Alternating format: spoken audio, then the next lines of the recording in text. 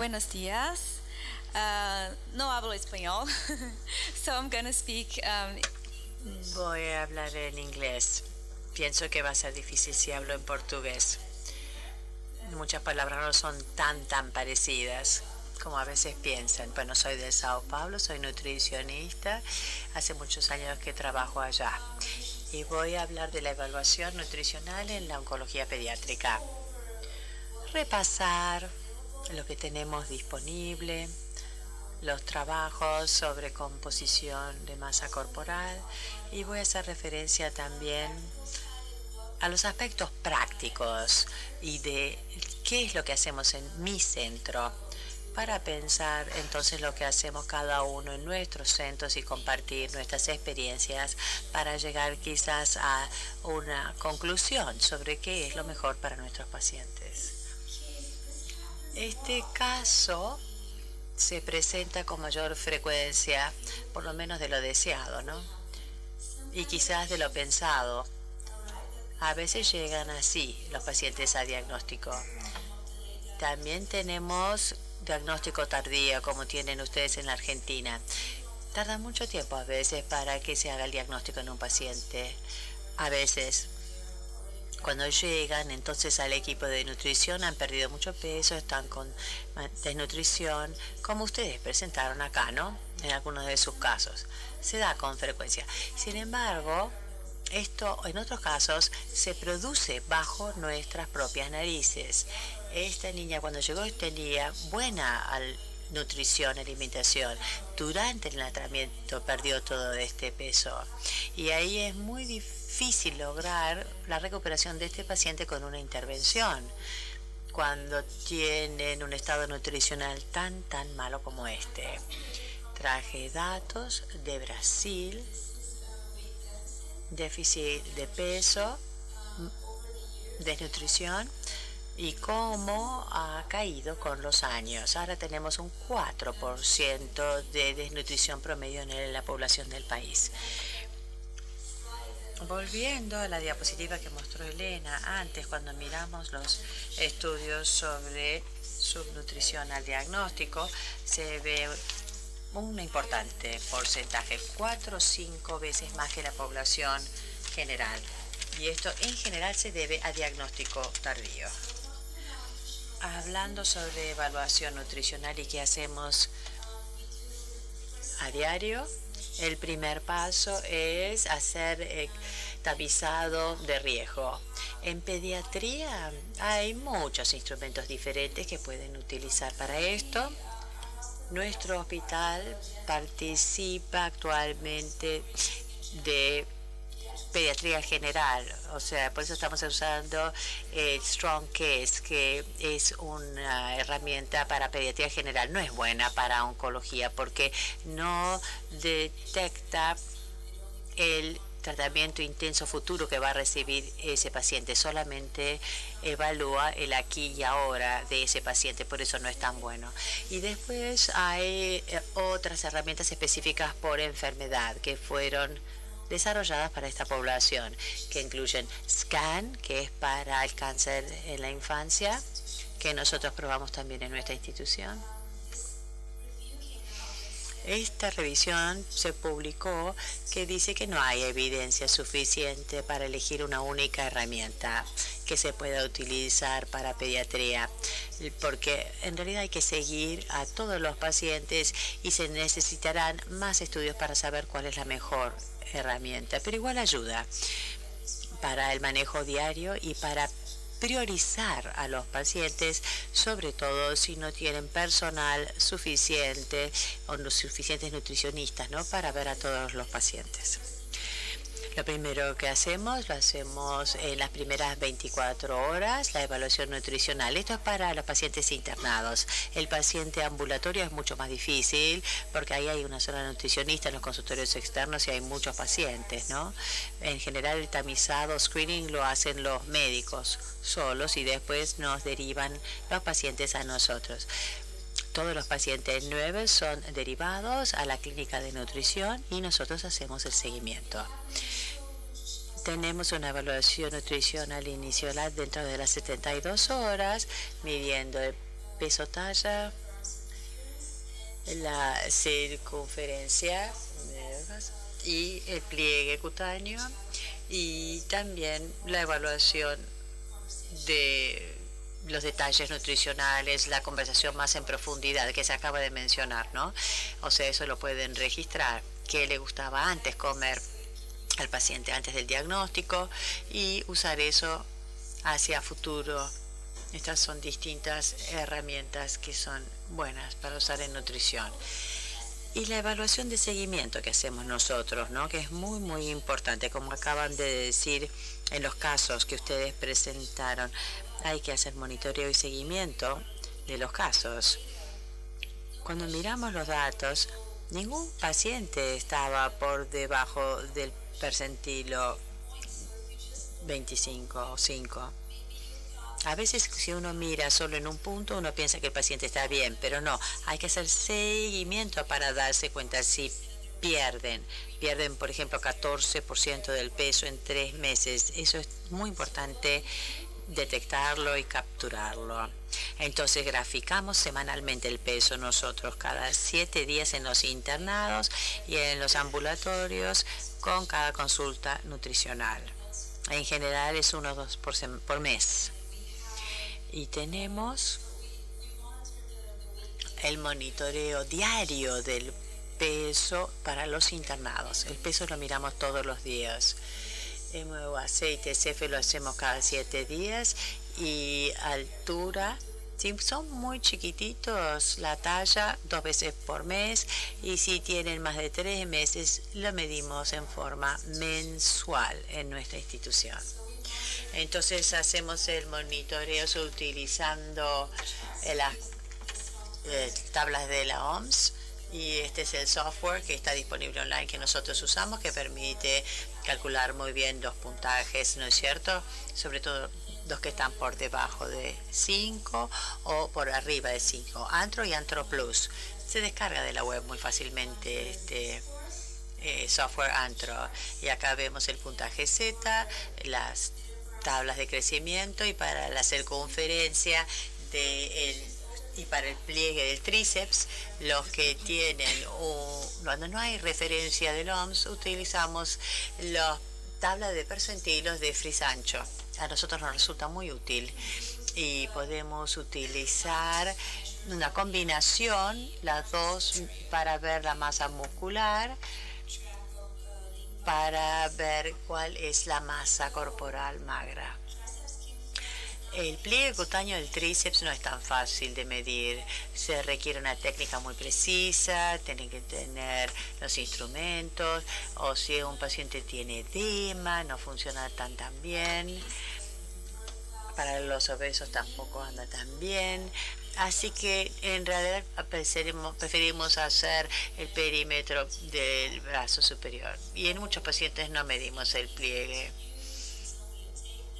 Y hace falta solamente 1 centímetro, no hace falta tener otros dispositivos más exactos de medición. O sea que me parece que la circunferencia del brazo es mucho más fácil. Vamos a hablar más de eso en la charla. Hace 3 o 4 años empezamos con esto. Empezamos a buscar indicadores de calidad y a hacer monitoreo de nuestro propio servicio. Esto nos ha sido muy útil porque permite ver cuántas evaluaciones tiene que hacer, cuántos pacientes nuevos tengo y cuántos el equipo de nutrición o el equipo de oncología puede hacer realmente. Entonces eso da un porcentaje, y eso después se puede mostrar a la administración hospitalaria para pedir, por ejemplo, más personal, más nutricionistas, porque nos está faltando la evaluación de todos los pacientes, etcétera, ¿no? O sea que esto nos ha sido muy útil para justificar pedir recursos, por ejemplo, de personal. Hacemos monitoreo de evaluación nutricional, el inicial y los de seguimiento.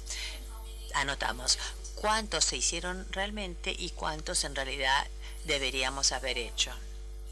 Este es un trabajo de revisión que se refiere a malnutrición en pacientes pediátricos internados. solo para mostrar la importancia del seguimiento en estos pacientes y ver si hay aumento ponderal o si lo mantienen o si crecieron o no y cuán importante es esto y la necesidad de intervención nutricional inmediata. Vean las categorías acá, distintas edades, por ejemplo, crecimiento inadecuado o aumento de peso durante más de un mes si tienen menos de 2 años de edad. Esto es muy conocido en oncología pediátrica, estos criterios, ¿no? Y casi todos los pacientes que tenemos nosotros van a requerir intervención nutricional inmediata porque ya se sabe, si esperan mucho es mucho más difícil recuperarlos. Este es un enorme desafío. Los mismos pacientes, mírenlo, dentro de los 3 meses es muy difícil medir acá para promover la recuperación nutricional. Esto es 2 o 3 meses de apoyo nutricional después de un injerto de médula ósea, tuvo rechazo grave, enfermedad de injerto versus huésped, requirió muchos corticoides y desarrolló un síndrome de Cushing. Mucho edema, miren, en las mejillas, en el abdomen. Y esto es un desafío muy grande para medirlo nosotros en la evaluación nutricional. ¿Cómo sabemos si está con buena nutrición? ¿Qué es agua acá? ¿Qué es grasa? ¿Qué es músculo? ¿Qué está pasando? O sea, para poder tomar decisiones y para ver qué se hace o qué camino se sigue hacia adelante. Por eso es tan importante hacer el monitoreo del peso y de la talla y seguir entonces los gráficos. Son niños, están creciendo y es importante para la intervención. Pero el peso solo genera muchas dudas en muchos de estos pacientes, por lo que explicamos, ¿no? Carga tumoral, presencia de edema, también tienen el vaso agrandado, el hígado agrandado. Para el niño muy pequeño, mucho de su peso, ¿no? Puede ser por esto. Y tenemos que ver qué otra cosa, además del peso, se puede usar. Y ser muy críticos del peso. Mirar de cerca al paciente, tratar de ver exactamente qué está pasando. No tenemos ninguna herramienta perfecta que nos va a dar el verdadero estado nutricional y por eso tenemos que mirar al paciente en sus otras variables que se pueden establecer y combinar para la mejor evaluación nutricional de ese caso. Este es un trabajo que hicimos en nuestro hospital, observando únicamente clasificaciones nutricionales, utilizando la tabla de crecimiento versus la circunferencia del medio del brazo. Cuando miramos la malnutrición, solamente se detecta la mitad de los casos si miran talla versus peso. Esto es muy común, se ha reproducido en otras poblaciones, pacientes de pediatría o de oncopediátricos. Y acá vimos lo mismo, separamos según tipo tumoral, por ejemplo, ¿no? Del sistema nervioso central, tumor sólido, tumor hematológico, y vimos exactamente lo mismo. Cuando se utiliza el índice de masa corporal versus la circunferencia media del brazo, cada grupo muestra distintos porcentajes de malnutrición y también de obesidad. Esta es una diapositiva que Elena ya mostró. Cuando miramos la antropometría, qué bueno sería tener una buena forma de medir el pliegue y correlacionar eso con la masa grasa, pero no es así. En oncología pediátrica hay mucha discrepancia entre el índice de masa corporal, el puntaje Z y el sano, el niño, cuando mejora su índice de masa corporal, muchas veces es porque aumentó. En el adulto aumenta la grasa, pero en los niños no. Y la masa grasa no se correlaciona tampoco bien con el pliegue TSF. Lo que sí se corroborará mejor con el índice magro es la circunferencia media del brazo. Acá miraron puntaje Z y acá la medición en milímetros y el peso en kilogramos, y acá sí hubo una buena correlación entre masa magra y circunferencia media del brazo. Y por eso es lo que usamos mucho esta medición y nos resulta muy buena, porque a nosotros nos interesa mucho conocer la masa magra. Y cuando el peso no se puede usar de manera confiable, vale la pena medir la circunferencia. A veces hay edema de brazo, puede generar confusión, pero no siempre, porque en general el brazo se puede evaluar bien. Otros trabajos evaluando talla y peso comparado con los controles y comparando eso con el índice de la circunferencia del brazo. Miren acá, talla y peso parecen iguales, pero la antropometría del brazo, miren cómo permite y detectar los pacientes con depresión. A diario hacemos esto en nuestro hospital. Usamos todos los días entonces la circunferencia media del brazo. Y ahora voy a mostrar otras herramientas para medir composición corporal. Algunas son más accesibles para algunos, pero la mayoría no son accesibles. Simplemente es para ver qué tenemos disponible en oncología pediátrica. Análisis de bioimpedancia. No es invasivo, no es cara esta técnica. Algunos tienen la máquina esta en su hospital. Nosotros tenemos una en nuestro hospital, pero requiere agua la máquina para predecir, o mide agua para predecir masa corporal y muscular.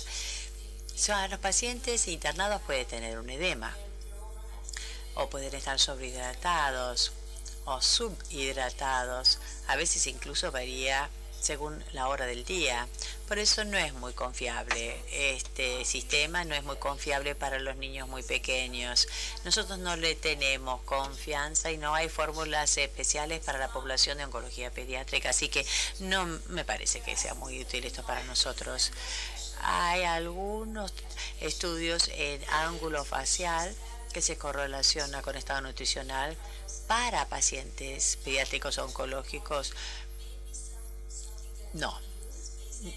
El ángulo facial o face angle es algo que surge con esto. Quizás se podría usar, pero no es aplicable todavía hoy. Después el DEXA Scan, que está disponible en algunos hospitales. Acá algunos trabajos que lo aplican. Es bueno para evaluar acá en pacientes con leucemia linfoblástica aguda, que muestra que en este puntaje Z y en masa magra hay una caída de puntajes en los primeros 6 meses. Tomografía con DEXA. Y a los 6 meses no recuperaron la masa magra inicial. Este estudio utiliza, esto también es con DEXA. Cuando miramos el puntaje Z no hay diferencia. Y este es el potasio corporal total, otra técnica que se puede utilizar, pero que muestra lo mismo, que se puede, igual que se ve con la antropometría del brazo. Estos niños tienen menor masa celular. Y después la pletismografía con desplazamientos de aire. Esto creo que no lo tiene nadie, ¿no? Muy experimental y sofisticado, pero bueno, para mostrar resultados en masa grasa, que es más difícil de detectar con otras técnicas. Y acá analizando la masa grasa, los pacientes con cáncer tienen mucho más masa grasa comparado con los controles. Y creo que terminé. Era eso lo que quería contarles en evaluación nutricional. Quiero agradecer a Edith, a la organización, y la felicito por este evento. Excelente. Gracias por invitarme. Es la primera vez que vengo a la Argentina y la estoy pasando bárbaro, conociendo la preciosa ciudad de Buenos Aires. Muchas gracias. Contesto cualquier pregunta o comentario. Gracias.